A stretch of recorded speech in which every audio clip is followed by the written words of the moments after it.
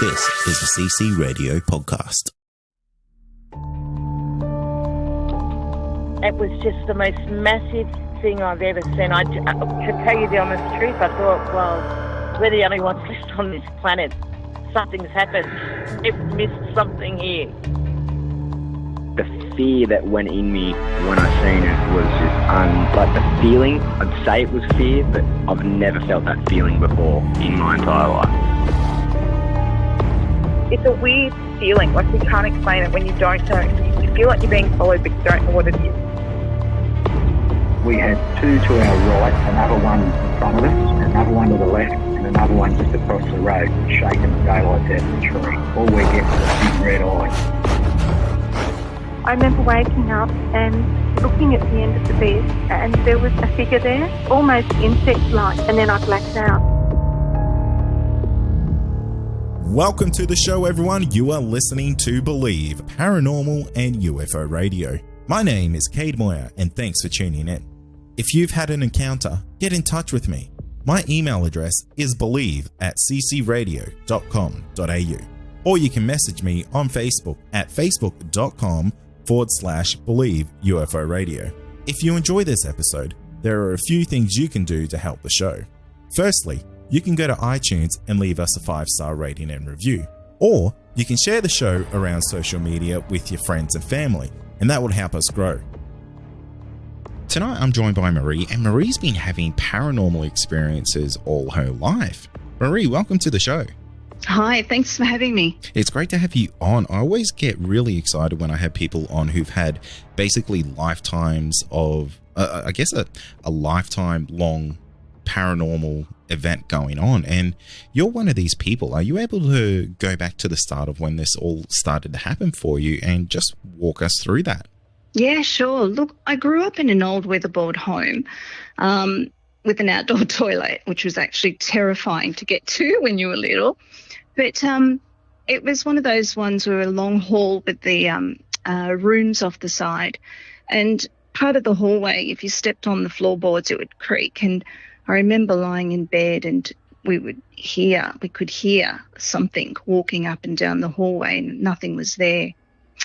And we had other things too happen, like my sister would say that something was sitting at the end of her bed, and she was too terrified to look up and see what was sitting on the bed.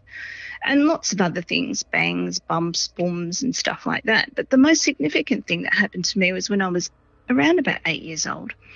And Mum was doing the ironing in the lounge room, and we had an old chimney. And I was there, and I could hear a whooshing sound coming from down the chimney. I stuck my head up the chimney, and I could hear it, whoosh, whoosh, whoosh. I said to Mum, "What's that?" And she goes, "I don't know. Why don't you go out in the backyard and have a look?" So went out in the backyard, looked above the chimney, and I could hear something above the chimney, and it was going whoosh, whoosh, like that.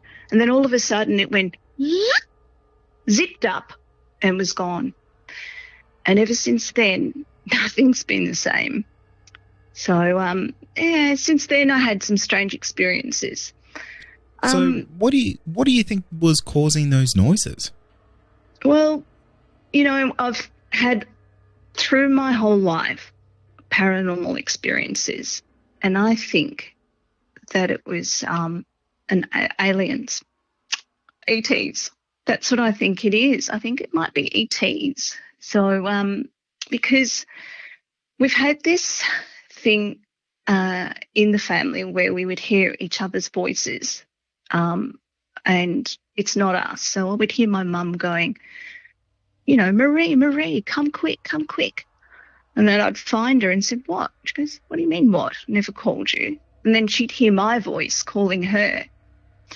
And as I got older, it happened with my partners, my boyfriends, my husband that I have now as well. He'd hear my voice, I'd hear his voice.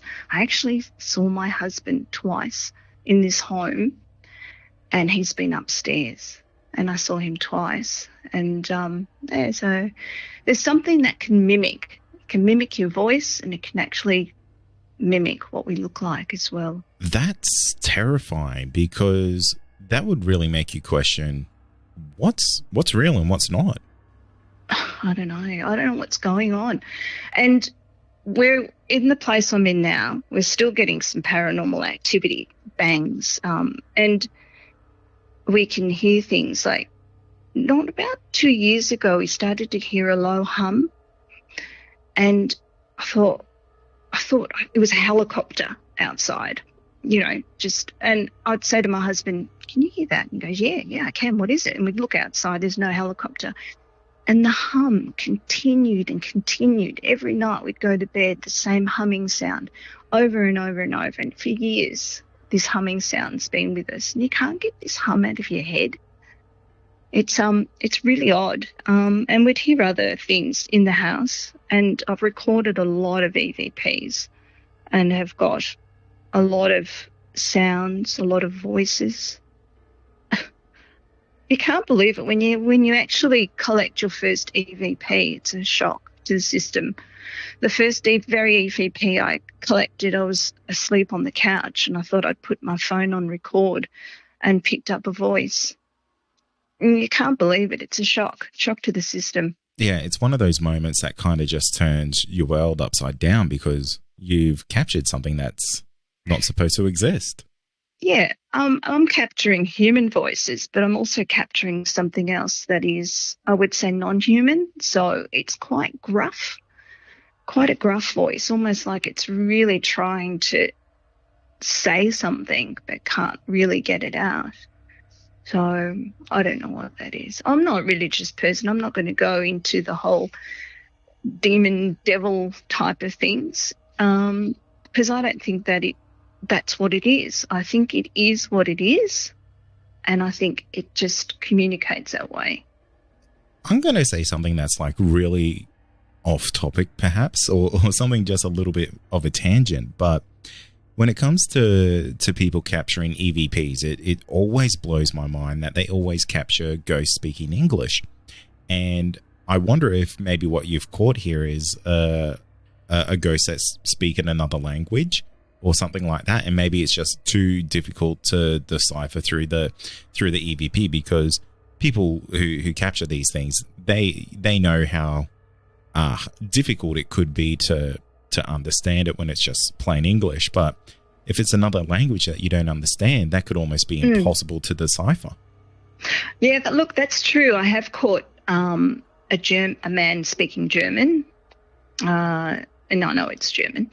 But this is something else. It sounds a little bit almost a robotic type of sound, gruff and robotic a little. And the bangs that I pick up on the recordings are very echoey. It's so strange. I could be in the lounge room and I could hear someone making breakfast. You can actually hear the cereal going in the bowl, the plates and, tea being made and stirred. And you run out. Here I am running out thinking it was my daughter, and she's upstairs asleep. But you can hear it. It's a mimic. It mimics voices. It mimics sounds. It's almost like it's recording our daily activity and just plays it back. I don't know what it's doing it for. Freak us out, probably. Is this currently going on? Yes. Yep. Currently. Yep. When was the last time it happened to you? So the last, it happens all the time, every day. It's that frequent. It's just an everyday thing for you now. Every day. Yep. And I try not to get too scared. I get scared when I'm lying in bed and I can hear the big bang in the corner. That worries me because I've got to get up early the next day and I need my sleep. So I basically tell it to go away. But I don't know why it wants my attention. I'm not sure why. I mean, I just say, yep, I know you're there. Well, I don't know what else to do. I mean, I've had an investigation team come and they've had all the little flashy toys. But it didn't do anything. I'm not sure, just proved that there was something here. But they tried to get rid of it. They do things like burn sort of incensey type of stuff but it didn't do anything. They're still here. It is such a unique situation to be in, because not a lot of people in this modern day and age would think that living in a haunted house in, you know, modern day age is a thing that people just do. And here you are living with it with your entire family, and this is just the normal for you. Yeah, but you're saying I'm living in a haunted house, but I think I'm the haunted person. All right. So it's not me living in a haunted house. I think it's me. So you think that these things are attaching to you? Yeah. So I was at another place and it happened in another place. So it's wherever I go, it happens. And whoever I'm with falls into it, you know. So it's not where I'm living, it's me. So, yeah. So, you know, I mean, and like I said before, I'm not religious, but, you know, we have people believe in guardian angels, don't they? A lot of religious people feel that they are being protected and they are guarded by a guardian angel, whether it be a family member or an angel with wings. I've got this, whatever it is. You know, and that's fair enough too. We've done experiments. This is interesting. So we've done experiments and we've asked for things and we've got things. But we've also had things disappear as well. Wait, so this thing can manifest objects for you? Yes, but is this thing manifesting objects, or is it me manifesting the object with my mind just to screw with your head? This is genuinely fascinating because if you think about the secrets, right? The secrets is to try and manifest stuff in your life, isn't it? Isn't it right? But what I do is that I talk out loud and I can manifest it, but not everything. Like I haven't won lotto. You know what I mean? So I want to win. I really do want millions of dollars. And I say, please let me win Powerball. But no, but I have got All right. I'll tell you what happened. So my husband and I, we walked into, what was it? One of those places where you pawn things, like a pawn shop, right? And they were having some sort of, when you walk through the door, you get a ticket and you could win a prize. And my husband won a diamond ring. Oh, fantastic. And so he gave me the ring and I really hated it. I didn't like it, right? So we were going overseas and I thought I'd sell it. So I sold it. And then like a couple of years down the track, I thought, I think I looked a gift horse in the mouth. I really probably shouldn't have sold it, maybe, you know. And so I just sat in my room and I said out loud, well, listen, if you give me another diamond ring, I won't sell it this time. So 3 days later, we go shopping in the supermarket. My husband looks on the ground and there was a diamond ring. So we did the right thing and we handed it into the police. And we told the guy at the supermarket, we said to him, you know, we're going to hand this into the police if anyone comes who's lost it. Anyway, about 2 months later, I got a phone call from the police saying that no one has collected it and it's yours. So I got this diamond ring and it was very expensive. So it's almost like a good luck omen. Yeah, strange. Very strange. It's very strange. But then we've had things disappear too, So do you think it's a bit of a monkey paw situation? So you wish for something, but something disappears? Yeah, I know. Interesting, isn't it?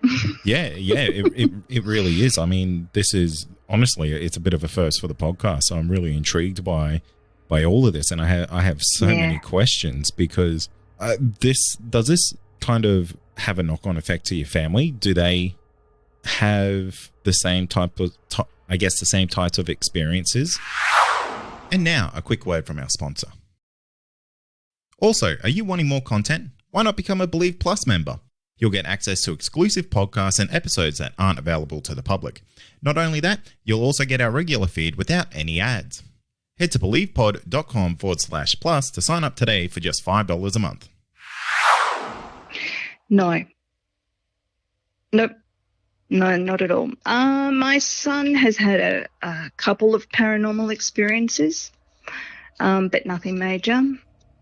So, and I don't want them to, because I grew up scared, and I don't want them to grow, I don't want them to be scared. Is it something that you're scared of today? No, I think I've got a little bit more courage now, but, when you start looking into things, like when I had my sleep paralysis and I saw the hooded being, I started looking that up and realised a lot of people had the same experience, and I was scared. I was really, really scared. And I don't want my kids to go through that. So yeah, it's one of these things that some people who have, I guess I would call it kind of this special connection to whatever that may be. That could be the spirit world, the realm, whatever it may be. It's usually something that kind of gets passed down onto their children, kind of like they inherit the skill set. So it might be worth just watching the children to see if this type of thing starts to manifest in their life. I don't want them to have it. I don't want them to have any of this stuff at all. I want them just to get on with their life and not have this. It was too scary. The hooded being was so scary. I still can tear up thinking about it because I was so scared. And it wasn't the first encounter, it was the second encounter that I had with it that terrified me. So with these beings, is that the only time that you've ever seen, I guess, a figure or anything like that? Yeah, it is. So what happened is I was at work and I was speaking to a colleague, and just in between us, in midair, it was around Christmas time, one of those candy canes fell in between us. It didn't even come from the ceiling. It didn't come from the side. It came from mid-air and fell in between us. We looked at each other and couldn't believe it, blah, blah, blah. And I came home and I shut the door behind me and I looked up and I said, was that you that dropped the lollipop, the candy cane? And then thought of nothing else. And then I went to bed that night, and that night I got sleep paralysis, and I opened up my eyes and I couldn't move my body. And at the end of my bed was about a 4-foot being, but it was in a cloak, and it was hooded, and it was holding a lollipop. And my eyes watched it as it walked around the bed, and it popped the lollipop on my side table. Now, in my head, something said to me to pray to God.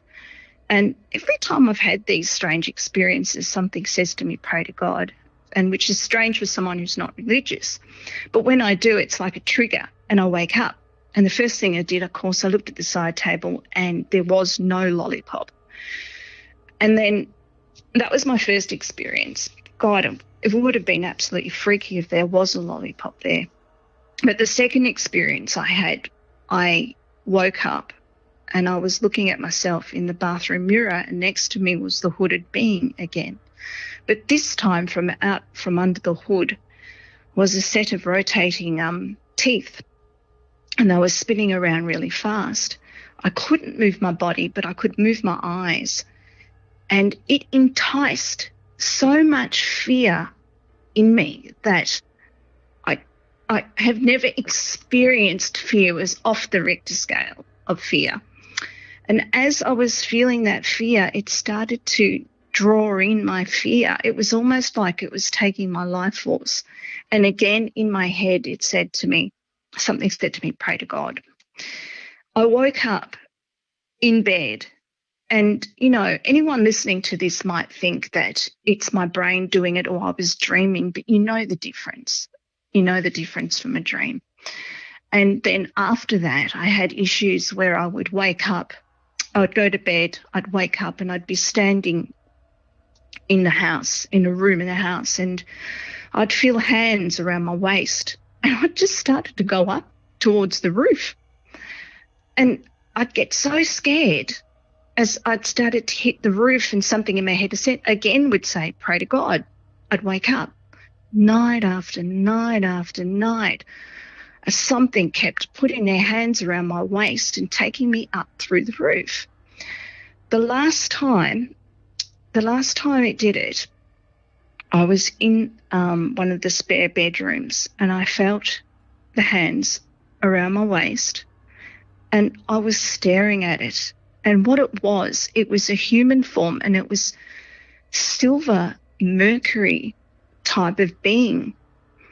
And it was all shimmery, and I was so upset. I whacked it in the head, and it dropped me. And when I whacked it, its head was like jelly. It just wobbled, and almost like it got a fright. But it was no facial features. The whole thing was. Do you remember that movie with who was it? Arnold Schwarzenegger in it?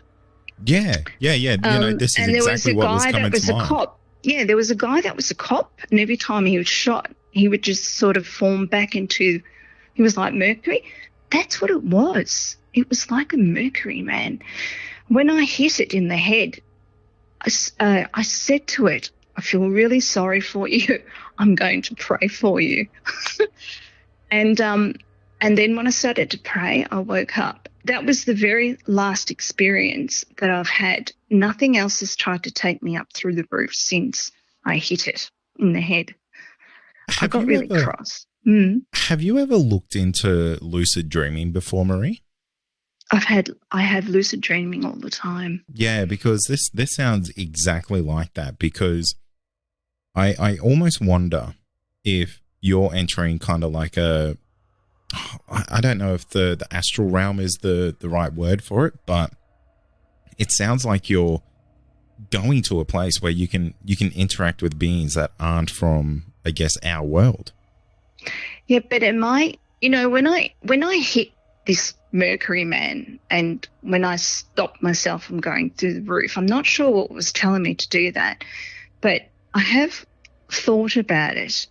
And I was wondering if I've actually made a mistake by hitting it in the head. I'm wondering if maybe I should have seen what I was supposed to see. And I often think about that. I mean, my mind takes over, and I got scared and I hit it. Because, why don't you just tell me what you're going to do and be nice and tell me, hey, Marie, I'm just going to take you up through the roof, show you something you've never seen before. It's going to be great. But instead, they just spring it on you and scare me. But I have read of other people having experiences of being taken up by something, and they've seen all sorts of things. So I sort of have slight regret in hitting it on the head. I've also had out-of-body experiences where I've seen a dead person. So one of my boyfriends was his father had just passed. And I found myself sitting up in bed, and there was his dead father standing at the side of the bed with a woman, and they were saying, oh, they're sleeping in a funny position. And then they both turned and looked at me, and I went, what the hell? How can it be? And then they looked behind me. And I thought, what are they looking at? So I turned around and I saw myself lying in bed. And as soon as I saw myself, I got a fright, and I zipped back like an elastic band back into my body. And then I opened up my eyes and, of course, couldn't see anything. Have you ever looked into the astral realm or anything like that, or astral projection? Because this sounds, everything that you're telling me is leading me to believe this is probably a large cause of the encounters that you're having. Well, so when you talk about the astral realm, what do you mean? So the astral realm, and I'm not a huge wealth of knowledge when it comes to this, but essentially there's people who are able to essentially tap into this other level of existence, which is like an alternative not an alternative reality, that might be the wrong word, but kind of like another sheet over the world that we've already got here, where there's other things in there and other people in there. So you're talking about ghosts as what we might call ghosts? Maybe, but there's spirits, just other beings and other beings. Yeah, so a lot of people. But I'm scared. That's a fair response to it, because I mean, it's one of those things that you can't really undo it once you've seen these things or encountered these things. I'm scared. I mean, I've listened to this podcast of this guy, and he talks about the missing 411 of people who go bushwalking and then just disappear, right? I don't want anything. I don't want to disappear. Well, I don't want you to disappear either, Marie, because I don't want to disappear. You are. I feel like your life is just one of the most fascinating that I've genuinely ever heard of. So I'm going to ask you a bit of a loaded question here, because I'm so intrigued about one of the things that you first spoke about when you were telling us about all these encounters, is that you think it was potentially ETs making the noises in the chimney. So why do you think that's the case there? Making the noise in the chimney. I think it was craft. I think it was an alien craft above the home. And my brother said that he had encounters. He's had dreams of the whole being on craft and the whole family being on craft. And he's told me he's had missing time. He used to go fishing early in the morning, and he used to see lights underneath the fishing boat. He's lit up a cigarette, only to 1 second later for the whole cigarette just to be ash. He's had a lot of encounters, ET type of encounters.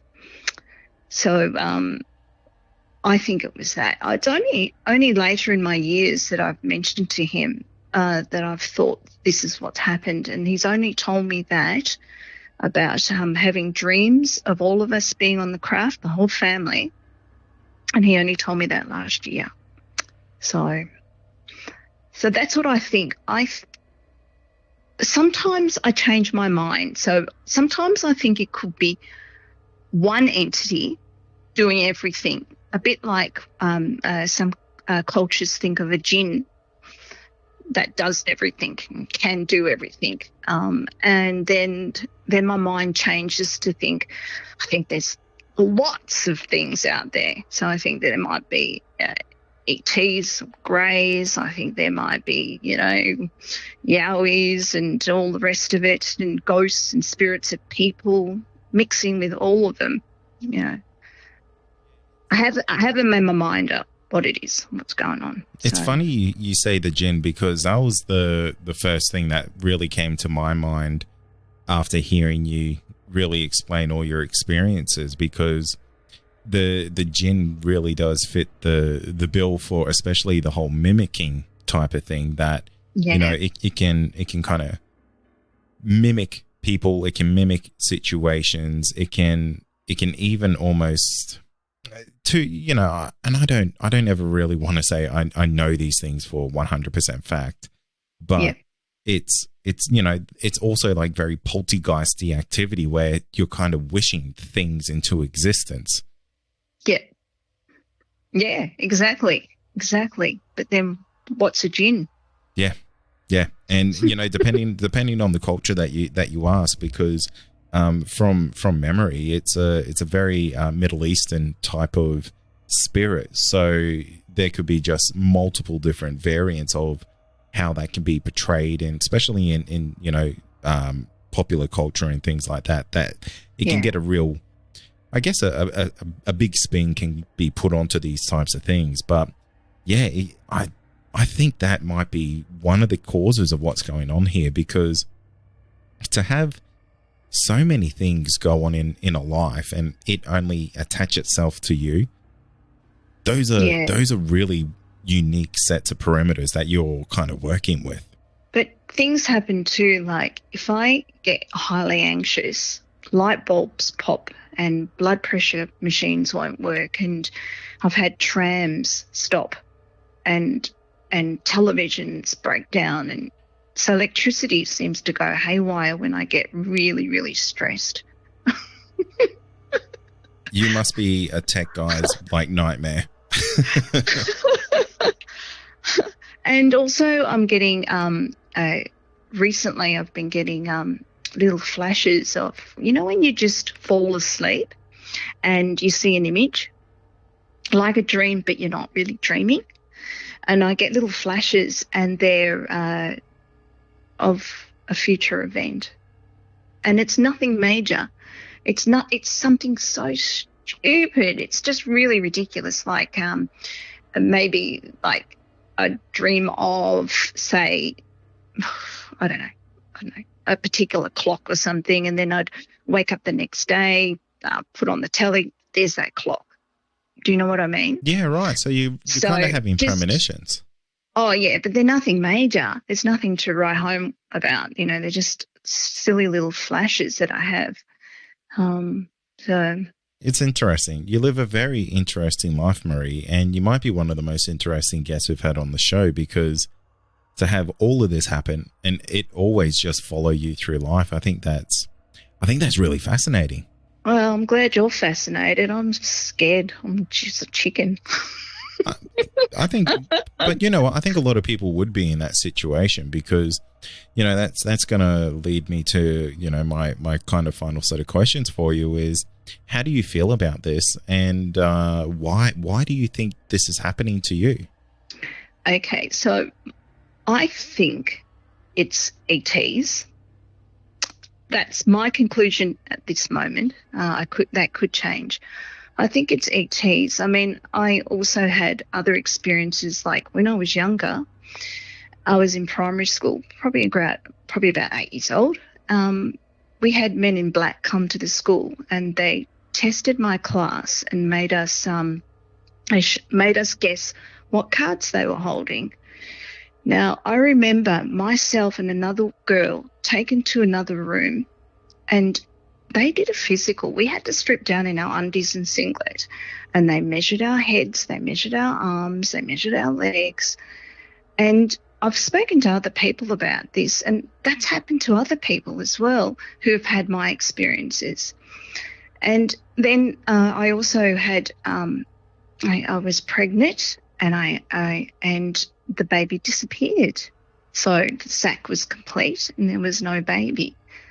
And I've woken up with bruises on my body. So I think there's a possibility of some sort of ET connection going on. So you think you may be being abducted? I think so. And I've had some hypnosis, and I've had a couple of memories. So I think so. Yeah, I think so. Yeah, it's interesting. I mean, there's so much going on with everything related to you, and even your brother saying that he has these kind of memories of seeing, you know, similar things that you've described, and even other things like the crafts and other people. I think that's, you know, I think there's a lot going on with you, Marie, and I think, you know, there's so much other stuff for you to find out and learn in your future. I think you're going to have a really, really busy life is the way I would put it. I just prefer a boring life, thanks. And, you know, I think a lot of people would. I think a lot of people would, because, you know, the thing is, you didn't choose to be the person that you are, to have these things happen to you. You know, you're just living your life the best way you can, and I think you're doing a fantastic job by the sounds of it, to just go on and live the most normal life you can with these crazy circumstances. Yeah, yep, you're right. Yeah, and if anything tries to get me, I'll hit it. Anyway, hit it in the head.